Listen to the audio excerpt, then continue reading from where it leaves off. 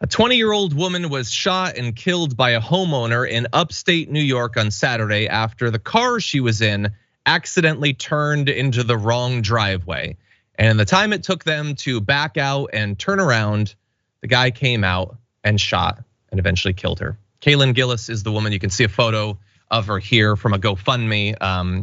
In America, our health insurance system is such garbage that this sort of thing is necessary. So if you want to give, it is available. Kaylin Gillis was with 3 of her friends trying to find another friend's house in rural Hebron, New York, when they mistakenly pulled up to the house owned by 65-year-old Kevin Monahan.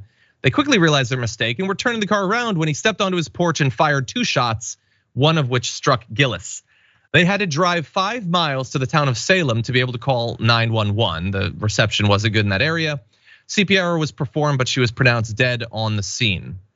One of the sheriffs involved in this says it's a very sad incident involving an innocent young woman. There was clearly no threat from anyone in the vehicle.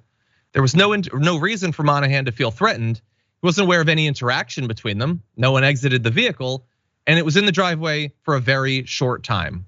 Monahan has thankfully already been charged with murder in the 2nd degree and remains in custody. He was initially uncooperative with investigators, refusing for several hours to exit his residence or answer questions.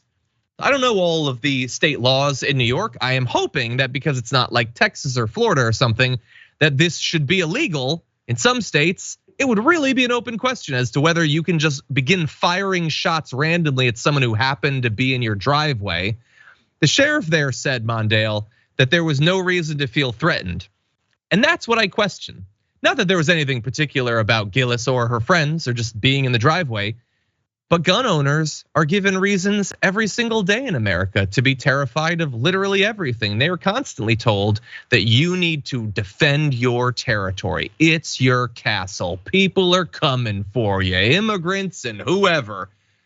Black Lives Matter and MS-13 and everybody is just waiting to storm across your yard and break into your foyer. So you need to be ready to go out there and shoot first and ask questions. Will probably never. They'll ask you questions when they haul you in. They never talk about the legal process after that, but this life was totally needlessly lost. Young person just trying to go to a friend's house, and it is a crapshoot. Pardon the terminology of when you come up on a person's house, whether they're going to be an absolutely insane person with access to military-grade hardware. What do you think? John, in any other industrialized nation, this young lady would still be alive. Yep. Nowhere in the world except for America do you make a mistake and turn around in someone's driveway and you leave dead.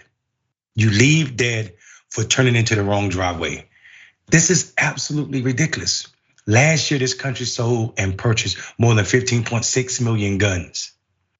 Already this year, more than 12,000 people have died from guns. In this country alone, we're not talking about across the world. We have a problem that this country is not willing to deal with. And I'm telling you, the idea that they're selling fear to these people with so many guns is absolutely ridiculous. We can almost tell what party people are by how many guns they own. There's studies that show if you are a member of the NRA, 77% are Republicans. If you are a member of NRA, 77+% are white, and they own 5.6 guns each member. We are ridiculously killing people that don't have to die because of the selling of fear to people with this much ammunition. People are killing people for this idea that they feel threatened, and the threat is never there, has never been there, and is not real. It's not grounded in anything other than politicians and people that need to sell guns doing just that, selling themselves and selling guns. They tell us that everyone will be safer if everybody just has a gun. And in case after case, the only thing that turned it into a tragedy was that someone regrettably had a gun. In this case, if that guy had just, let's say that there was never gonna be a world where he wasn't constantly terrified of literally everyone around him. As long as he doesn't have a gun, we don't have a problem. He gets to go through his life being terrified of literally everything, and nobody needs to die. There was that story of the couple that was like walking on the sidewalk outside of someone's house, and the guy got scared and just started firing at them.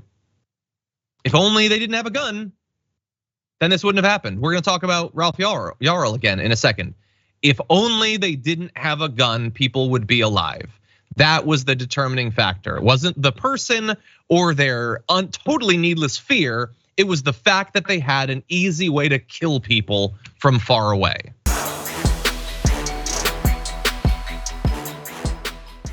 For more political news breakdowns, interviews, stories of activism, and me trying my hardest to care about the occasional big celebrity news story, subscribe to our YouTube channel at youtube.com/thedamagereport. And you can ring the bell wherever it is so you don't miss anything.